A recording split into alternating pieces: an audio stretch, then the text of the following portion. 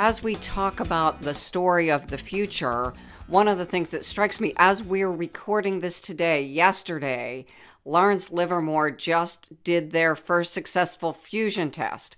And so we think of the possibility, now this is still, not tomorrow possibility, but this creates the opportunity for a carbon-free fueling across the globe. So we've got all of the negative stuff. People are afraid. And we also have a world in which we are solving some of the biggest problems of our lifetimes and of our era. So the volume of change that you're talking about massively accelerating, as leaders, being clear that we're not over-indexing on the risks. We also can't be delusional, but being clear that there are massive changes, which creates both risk and opportunity, and those filter into our story as we talk about where we are leading our organizations, seems foundational. I just wrote an article on this, Can Storytelling Change the Future? Now, here's the issues, okay? So right now, it wasn't always like this. One time we celebrated the future, we had World's Fairs, we had Star Trek, we had all kinds of programming that was like, oh, great, we're going to be, it's going to be glorious, it's going to be wonderful. But somehow that shifted, and we can talk about the reasons for that. But right now we have a dystopian narrative in the world about stories. Now, talking about nuclear energy, that's very interesting because we just launched a documentary called It's VUCA. We're now doing a global documentary along the same lines. Basically, it's about the good future. Okay? Now, here's the issues with story. And you probably know this being leaders. It takes 5 times more good stories to counter a bad story. Once people get bad stories in their mind, it's a big deal. You have to rebrand things. For instance, you remember New York?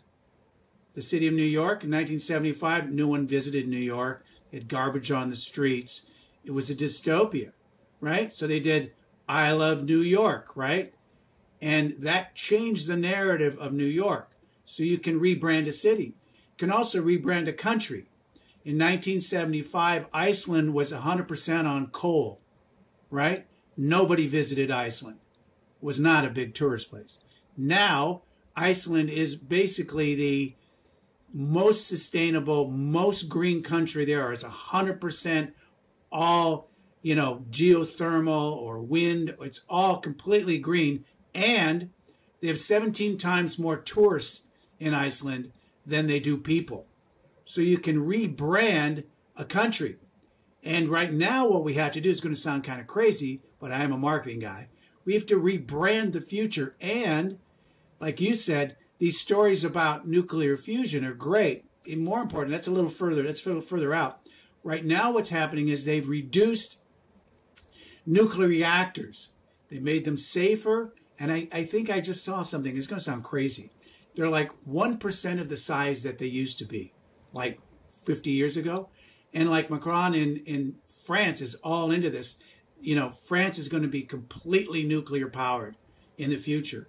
And you're right, those stories need to be told about how we're lowering our carbon footprint.